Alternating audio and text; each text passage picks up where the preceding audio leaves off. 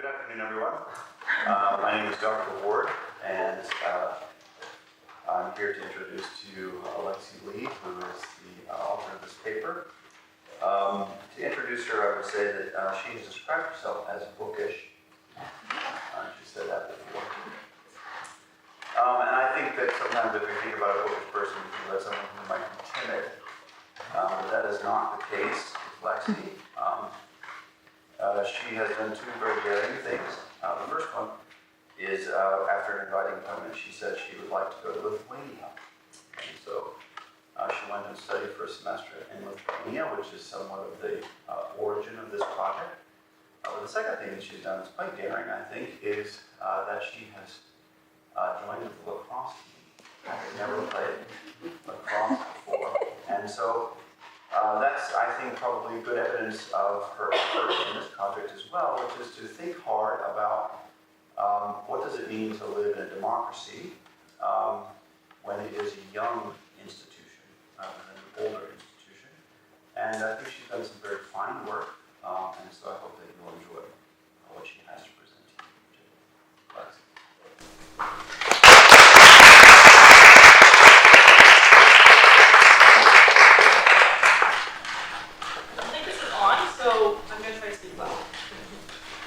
Last fall, I had the opportunity to study at LCC International University in Lithuania. This experience made me realize how little I knew about the world. The diversity of the faculty and students at LCC created a rich cross-cultural environment that has forced me to examine my own religious and political beliefs in ways that I never had before. These interactions challenged me to question the why behind many principles I held to be self-evident and universal. Examples of these principles include: 1. We should determine the quality of a person's character by examining their own behaviors and values, not the behaviors or values of their family, social group, culture, or nation. 2. Human dignity is innate. 3. People should be able to say things I don't like. Now, while my experience in Lithuania forced me to wrestle with some of these ideas and also inspired this project, however, as I've done more research, the purpose of this project has certainly changed. And so I wanted to share a little bit about this newfound purpose for this project. Originally, I wanted to understand how Lithuanians view civil liberties. And for this project, civil liberties, examples of civil liberties would be like freedom of speech, freedom of assembly, freedom of religion. However, after beginning the research for this project, I quickly realized that this understanding of civil liberties is very much rooted in American culture. And that to really understand Lithuanians and their political views, we had to look at their history and culture and try to remove ourselves in a lot of ways from this American lens. And so I think this project is really a great opportunity for us as an American audience to learn from Lithuanian stories, and that's my goal. So I'd like to begin with a brief overview of the history of Lithuania. And what's most important to know about Lithuanians is that for most of their history, they have been occupied by other nations. So for them, freedom has not been the default experience. They also have two independence days. The first is February 16th, 1918, and this is when Lithuania declared independence shortly after World War I. For about 20 years, there was a significant period of reform as Lithuania was trying to build its young nation. However, during this time, there were also a lot of ethnic tensions. This all kind of culminated in 1939 when Klaipėda was captured by the Nazis. And this was the very city that I spent my time in Lithuania. Of course, like a lot of other nations, World War II was a very difficult time for the Lithuanians. And by 1945, they were again under Soviet occupation. From 1945 to 1960 was a really intense period of urbanization and Sovietization for Lithuanians, which basically means that Soviet leaders, specifically Joseph Stalin, were very much trying to assimilate Lithuanian culture and really embrace Lithuanian culture and make one collective Soviet identity. From 1960 to 1990 is a period known as the rustic turn. And during this time, one of the most significant things that happened was during the Stalin period, a lot of Lithuanians were deported to a variety of places in Russia. And during this time, the restrictions after Stalin died became kind of less harsh. And so Lithuanians began coming back home from the places they had been deported and sharing a lot of the stories and hardships that they experienced. And so slowly but surely during this time, there was a lot of momentum toward remembering Lithuanian culture and eventually liberation. And this happened on March 11th, 1990, when Lithuania declared independence from the USSR and began to establish a democracy that continues today. So that's a little bit of the history of Lithuania, and it's just helpful to keep in mind as we talk about the rest of the presentation. I'd like to look now at some key differences between a Lithuanian understanding of democracy and an American understanding of democracy, because I think it's helpful in understanding how we view national identity versus how they view national identity. So in my research, there are kind of two main ways that most nations view their identity. First, it can be ascriptive, which is basically an identity built around shared characteristics like ethnicity or culture, or it could be voluntarist, which is an identity built around shared institutions and laws. So Lithuania is very much an institution or a democracy built on shared ethnicity, culture, and history. And this is what kind of brings them together and allows them to create their democracy. Whereas in the US, because a lot of us are from very diverse backgrounds, different religions, and that type of stuff, our nation is more built on shared institutions and principles like the Constitution. So these are just some helpful differences to keep in mind as we talk more about the findings for this project. So for this project, I had a primary research question and two secondary research questions. The primary research question is, since Lithuanian independence, how has the Soviet occupation shaped citizens' understanding of civil liberties? And again, this is not necessarily an American understanding of civil liberties, but more of a trying to figure out what the Lithuanian understanding of civil liberties is. And then the second two questions have kind of developed as I've been doing the research. So the first is, what philosophical or religious grounds do Lithuanians use to justify human rights and dignity? And the third is there a relationship between the government structure and the importance its citizens place on knowing the truth? I'd also like to say a brief word about the methodology for this project. So this project is rooted in an approach called hermeneutic phenomenological reflection, which is just a very fancy way of saying that my goal here is to understand human experience through stories. And so this approach, this methodology doesn't really seek to prove anything or make broad claims or generalizations like maybe more empirical methods would, but rather it focuses on identifying core themes and characteristics and kind of using those characteristics to understand a specific phenomenon. So in this project, I was really focused on doing interviews and learning about people's stories through those interviews. And so it's these 5 interviews that I conducted with Lithuanians who used to live under Soviet occupation that really kind of provide the basis for my research findings. So in these interviews, I came across 4 major themes that I'd like to share with you. The first is that Lithuania is still learning how to be a democracy. And to us as Americans, we might hear this and think, well, do you really have to learn how to be a democracy? It's just some principles you put in place and you vote, and it's really not maybe that challenging. However, one of the things that the interviewee said that I thought was really interesting is they made a connection between kind of the personality maybe of Lithuanians and how they approach democracy. And she said that Lithuanians are really a very hesitant or reserved people, and they kind of keep to themselves. They're maybe not as outspoken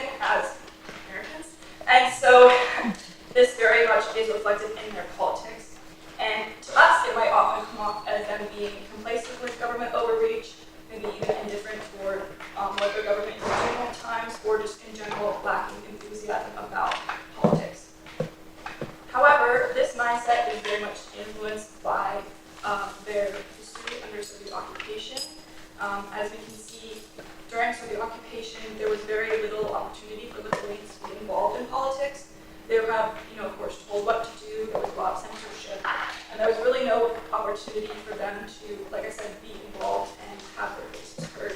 And this kind of mindset of having to be careful about what one says, and having to kind of almost in a lot of ways hide or demonstrate one's opinion in very subtle ways has certainly influenced their approach to democracy today. One of kind of the sub-themes under this theme is that Lithuanians are still learning how to protest.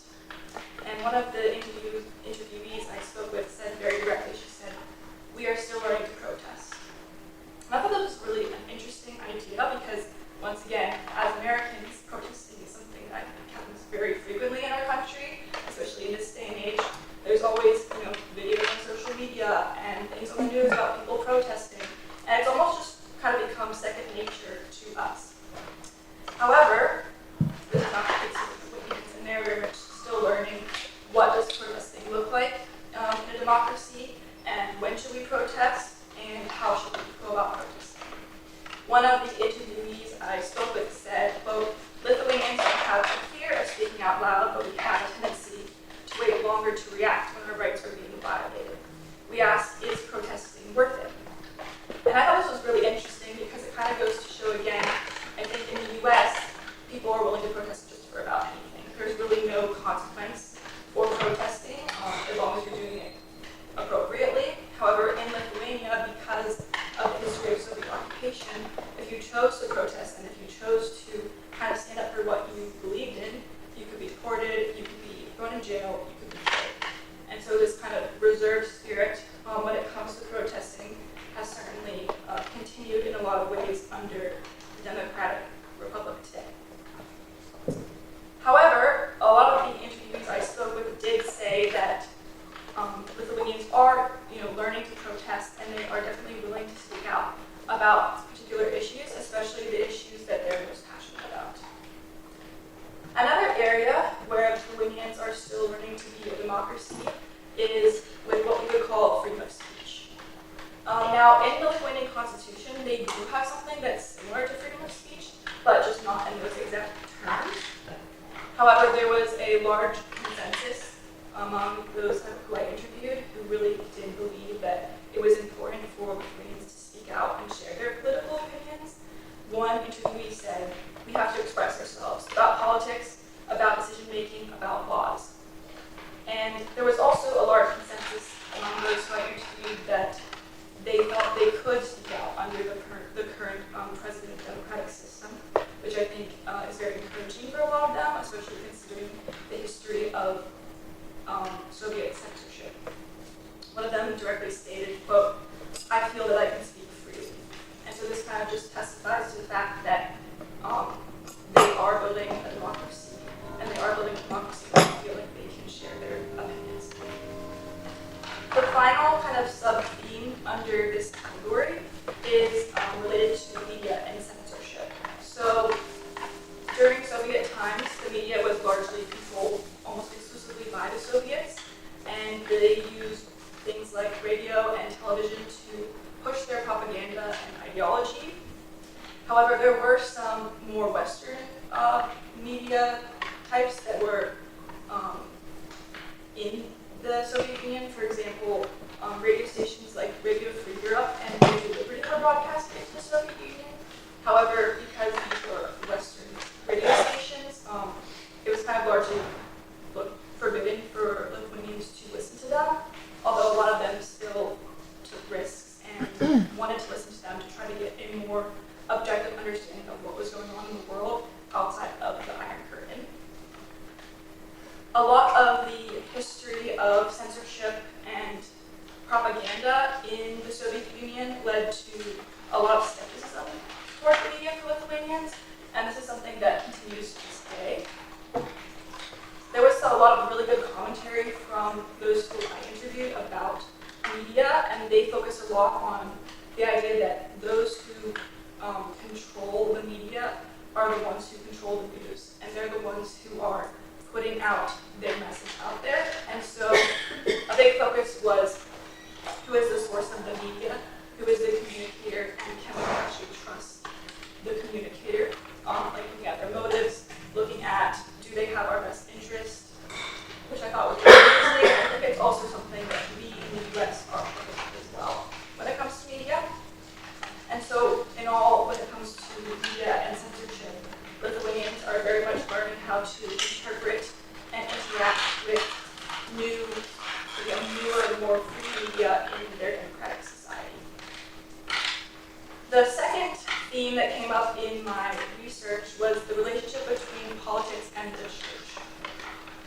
Historically, Lithuania is a Catholic nation, so Catholicism is what has largely influenced their politics.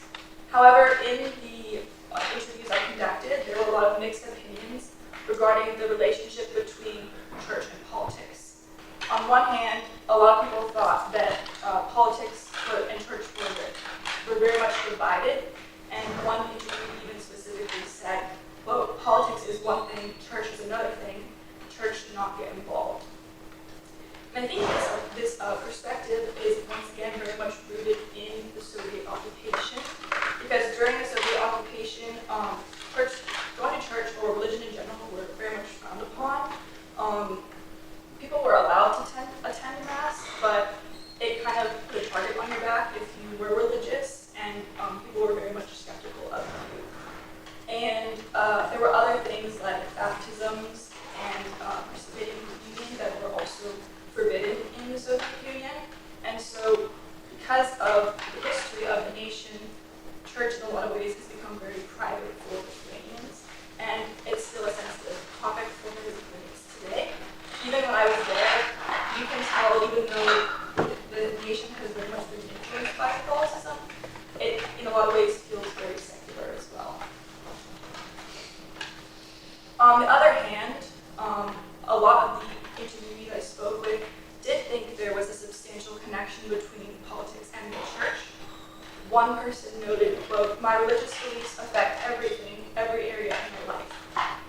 Because of his religious convictions, he stated that he would not vote for liberal policies such as those relating to abortion or gay marriage.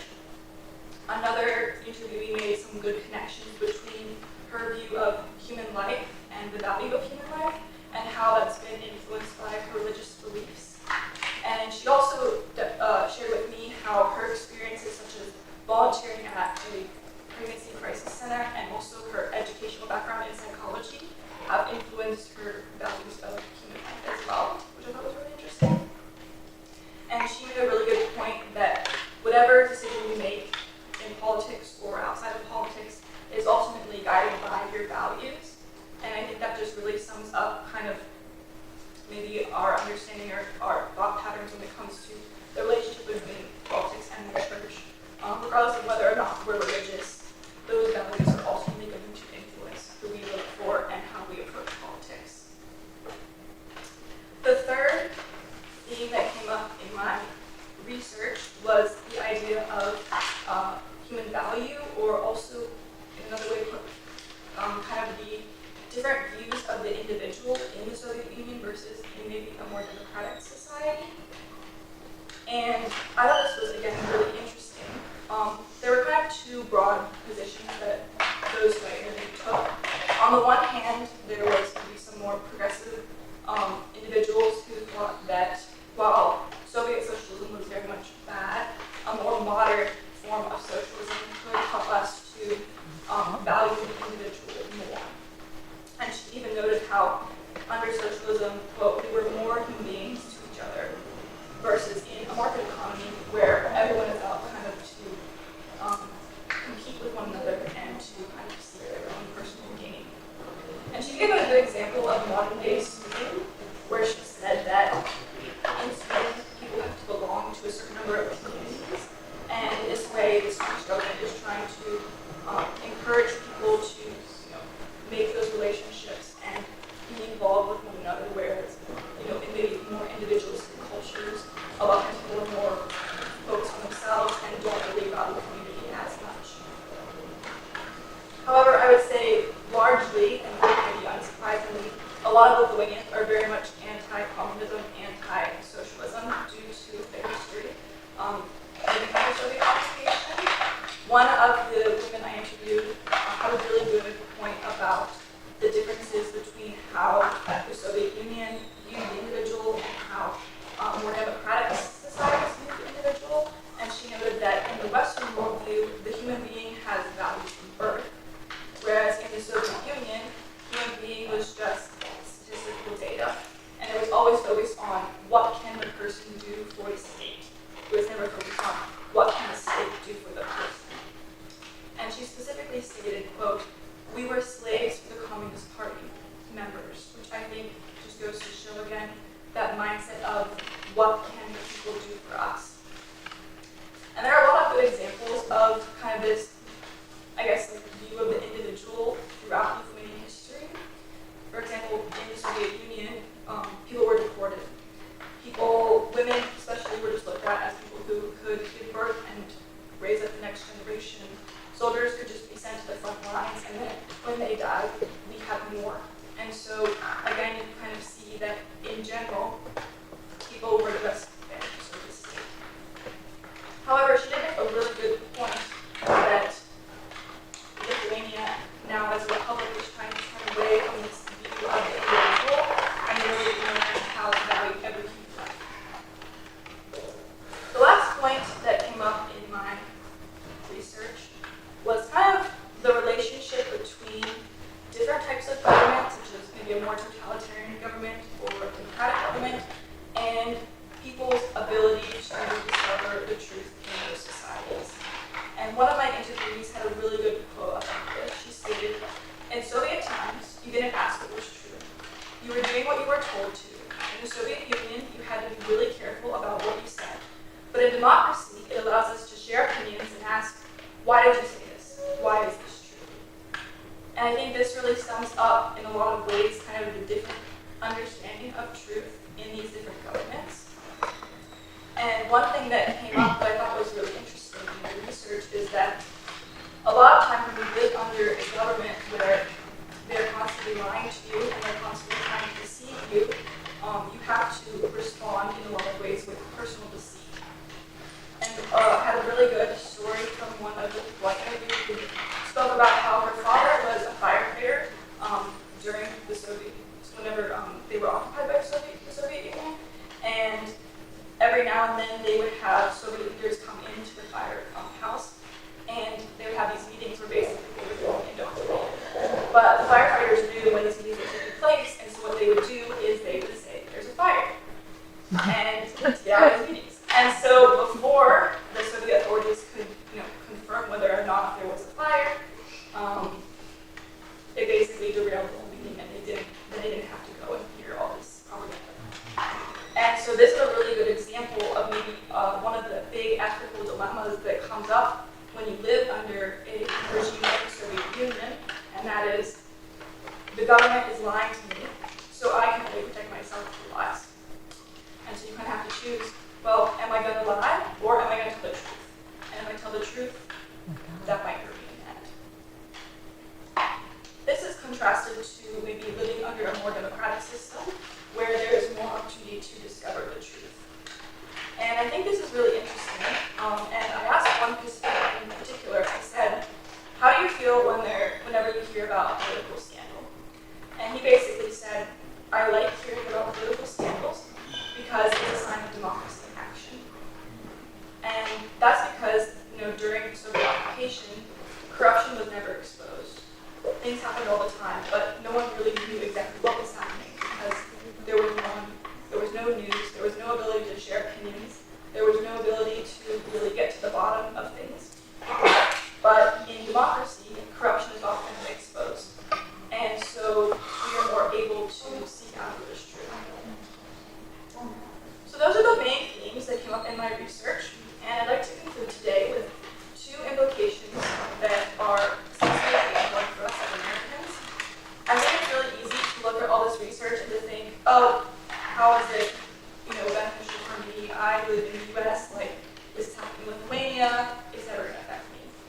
But I do think there are some key lessons that we can learn from this research. And the first is that maintaining a democracy requires consistent effort and perseverance. It's not easy. And we can see this in Lithuania's current struggle right now to build up their own democracy. They seem to know this because they just recently became independent, and so they're very much at the beginning of their journey to build a stable democracy for themselves and to create a nation in which they can thrive. Whereas I think in a lot of ways we as Americans have forgotten this because we've lived in a country that has been free for the last 250 years.